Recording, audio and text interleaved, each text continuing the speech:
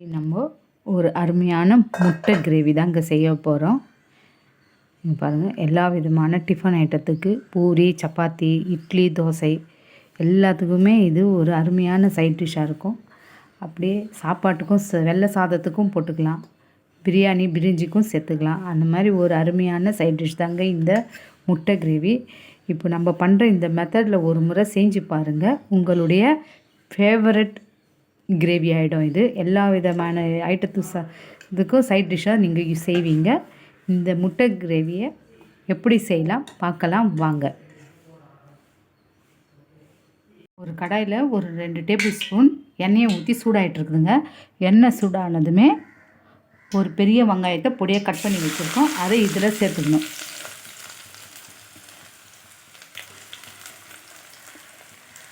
இது பொடியாக கட் பண்ண வெங்காயத்தை சேர்த்து நல்லா கலர் மாற வரையும் நல்லா வதக்கிக்கணுங்க. கலர் மாற வரைக்கும்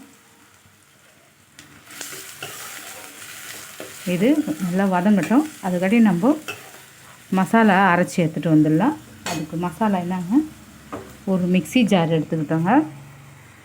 ஒரு மிக்ஸி ஜாரில் ஒரே ஒரு வெங்காயம் நல்லா நீட்டாக அரிஞ்சு வச்சுருக்கோங்க, அதை சேர்த்துக்கிறேன். கொஞ்சம் ஒரு சின்ன துண்டு இஞ்சியும் ஒரு 4 பூண்டையும் கட் பண்ணி வச்சுருக்கேன், அதையும் இதில் சேர்த்துக்கலாம்.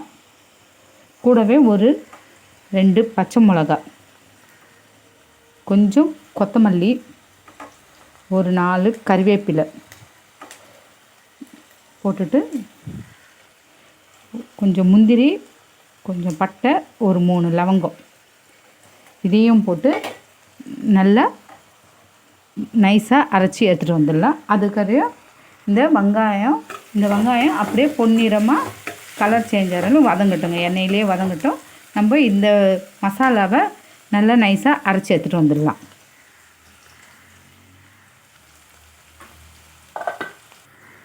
இப்போ வெங்காயம் நல்லா கலர் மாதிரி சேஞ்ச் ஆகிடுச்சிங்க. எப்படி வதங்கிடுச்சு பாருங்கள், நல்லா கண்ணாடி பதத்துக்கு மாதிரி கலர் சேஞ்ச் ஆகிடுச்சு.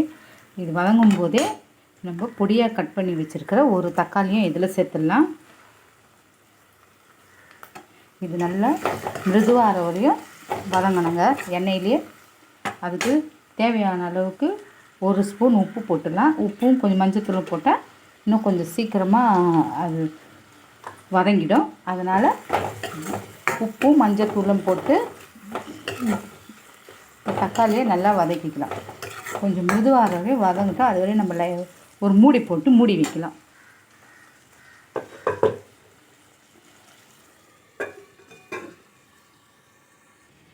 இப்போது ஒரு 5 நிமிஷம் கழிச்சு ஓப்பன் பண்ணுறாங்க. தக்காளி வெங்காயம் நல்லா மிருதுவார அளவுக்கு வறுபட்டாச்சு, வதக்கியாச்சு.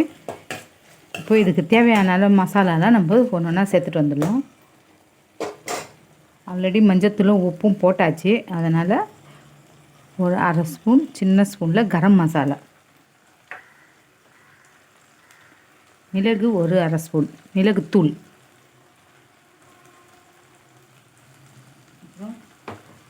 மிளகாய்த்தூள். ஏற்கனவே 2 பச்சை மிளகா போட்டு அரைச்சிருக்கோம், அதனால் காரம் கொஞ்சம் கம்மியாக போட்டுக்கலாம். ஒரு ஸ்பூன் மிளகாய்த்தூள், அதே 1 டேபிள் ஸ்பூன் தனியாத்தூள் போட்டுட்டு கூட கொஞ்சம் கஸ்தூரி மெட்டி பொடி பண்ணி வச்சுருக்கோம், அதையும் இதில் சேர்த்துக்கலாம். சேர்த்து எல்லா மசாலாவையும் நல்லா வதக்கிக்கலாம் எண்ணெயிலே.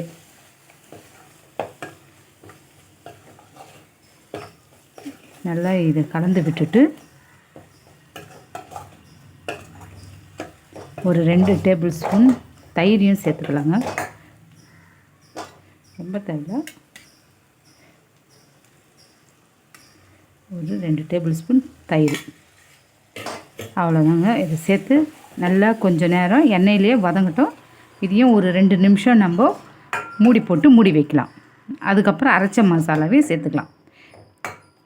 இது ஒரு 2 நிமிஷம் மூடி வைக்கலாம். இப்போ ஒரு 2 நிமிஷம் ஆகிடுச்சிங்க. நல்லா மசாலா வதங்கி எண்ணெய் பிரிஞ்சு இந்த அளவுக்கு வந்துடுது பாருங்கள். வெங்காயம் தக்காளி கூட நல்லா சாஃப்டாக மிருதுவாகிடுச்சு. இப்போ இந்த நேரத்தில் நம்ம அரைச்சி வச்சுருக்கிற இந்த வெங்காயம் பச்சை மிளகாலாம் இருக்குங்க, அந்த பேஸ்ட்டை இதில் சேர்த்துக்கலாம்.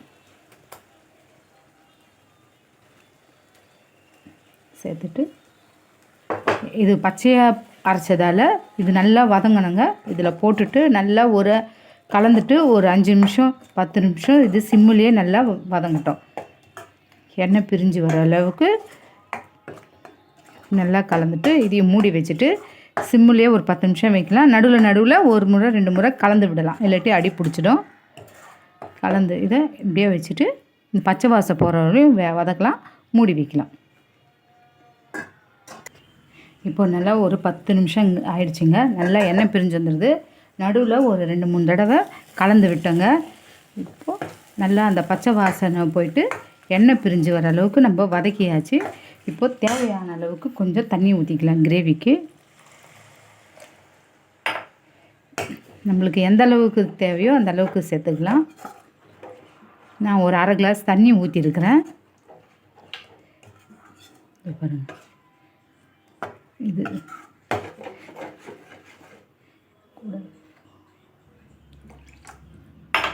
ரொம்ப திக்காக இருக்கிறதில்ல, ஏன்னா முந்திரி போட்டதால் உங்களுக்கு நல்லா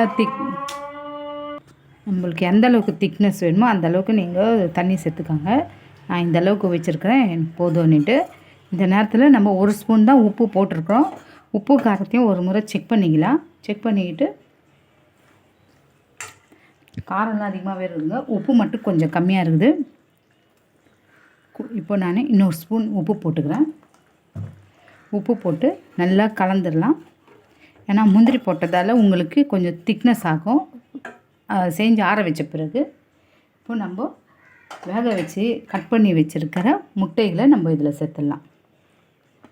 நான் 3 முட்டையை வேக வச்சு கட் பண்ணி வச்சுருக்குறேங்க. உங்களுக்கு எப்படி சௌகரியமோ அத்தனை போட்டுக்கோங்க. உங்கள் வீட்டில் எத்தனை பேர் இருக்காங்க அதுக்கேற்ற மாதிரி தேவைப்படுற அளவுக்கு சேர்த்துட்டு நம்ம ரொம்ப கலர தேவையில்லை, அந்த மஞ்சக்கரு வெளில வந்துடும்.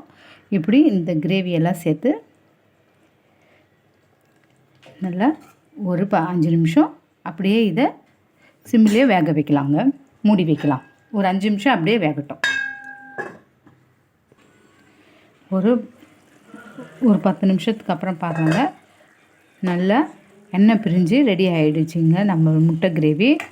எப்பயுமே ஒரே மாதிரி இல்லாமல் இந்த மெத்தட்லேயும் ஒரு முறை செஞ்சு பாருங்கள். உங்கள் வீட்டில் மேலும் மேலும் இன்னொரு முறை இதே மாதிரி செஞ்சு கொடுங்கன்னு கேட்பாங்க. அந்தளவுக்கு ஒரு அருமையான டேஸ்ட் இருக்குங்க. இதே முறையில் செஞ்சு பார்த்துட்டு எப்படி வந்திருக்குதுன்னு எனக்கு கமெண்ட்டில் சொல்லுங்கள். இந்த வீடியோ பிடிச்சிருந்தா ஒரு லைக் பண்ணுங்கள். நம்ம மீண்டும் மற்றொரு வீடியோவில் சந்திக்கலாம். தேங்க்யூ.